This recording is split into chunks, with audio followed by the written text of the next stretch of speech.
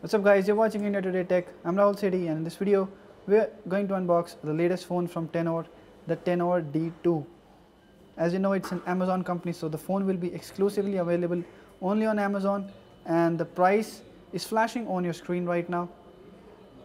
Let's quickly open the box and take a look at the phone, and this video will take a look at the camera, display and other aspects of the phone. So if you haven't subscribed to our channel, please do so by clicking the link below. This is the Tenor D2. We have received the golden color variant with 3 GB of RAM and 32 GB of storage. The design is pretty similar to previous Tenor phones. It's a unibody build, but it's fully made out of plastic. Let's quickly take out the other box contents and we'll come back to the phone. First up is a quick start guide. Then there is a kind of a feedback form from Tenor, which also tells you if you're facing any trouble about the phone, you can contact Amazon through all these channels. Then there is a micro USB cable, which is good in length. Then there is a travel adapter with 1 amperes of output rating. Lastly, there is a SIM ejector tool, and you don't get any earphones in the box. So the Tenor D2 has very similar design as the Tenor D. It's fully made out of plastic, and you'll see it has a 5.45-inch display, but still the phone looks quite big. That is because it has good amount of bezels both at the bottom and the top. And while I turn on the device, let's take a look at full specs of Tenor D2. Tenor D2 has a 5.45-inch IPS display, 18:9 aspect ratio and HD plus resolution. It runs Snapdragon 425 chip with 2 or 3 GB of RAM and 16 or 32 GB of storage. It is also expandable. There is a 13 megapixel Sony IMX258 sensor at the back, which is clubbed with an f2.0 lens. At front, there is a 5 megapixel shooter. The phone has a 3200 mAh battery, which is a downgrade from 3500 mAh on the Tenor D. But the phone runs a more latest Android 8.1 Oreo software. The phone has face recognition for unlock, but there is no fingerprint scanner. So I've set up the Tenor D2 and this is how the home screen looks like. Best part about Tenor phones have been its near to stock Android experience, and that is what the Tenor D2 is also all about. Let's take a look at the ports around the phone. At the bottom you get a micro USB port with a single mic. There's also a secondary mic for noise cancellation at the top, beside 3.5mm headphone jack.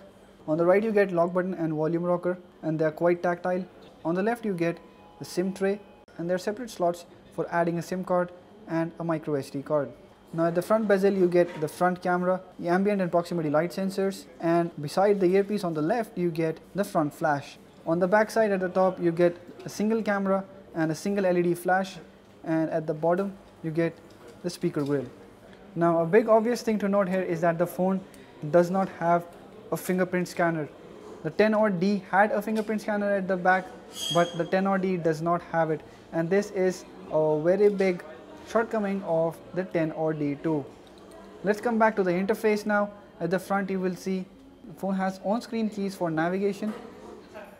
Let's take a look at the version the phone runs. So it runs the latest Android 8.1 Oreo, which is quite good. Although you may find the display to be smaller for the overall size of the phone, given the fact that many of the phones are now using a notch display or at least a thin bezel design. The Tenor D2 on that idea is quite a big phone, but then it's not very bulky, it's light and it's not very heavy either.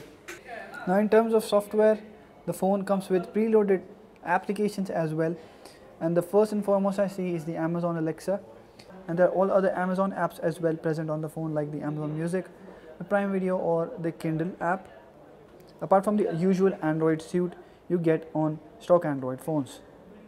Now the touchscreen on the phone is quite smooth. As I'm using it, I find it quite nice. The phone does not have a Corning glass at front. The display brightness levels, as you can see, are not very amazing on the Tenor D2.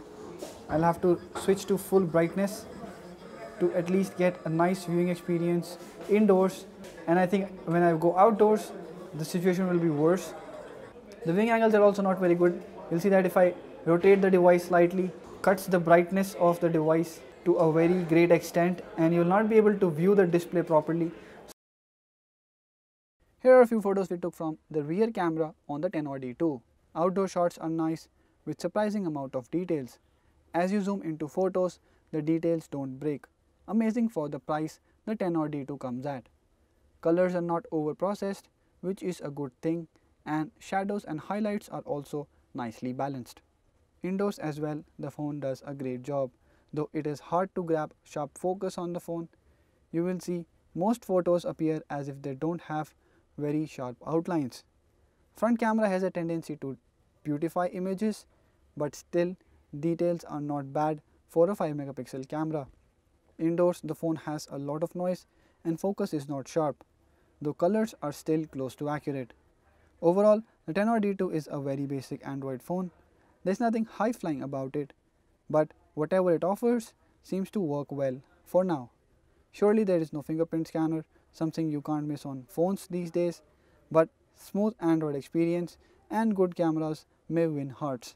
Do watch out for a full review, and if you like this video, hit the thumbs up button and share it with your friends. Subscribe to our channel to get latest videos on technology and gadgets like this. Thank you for watching.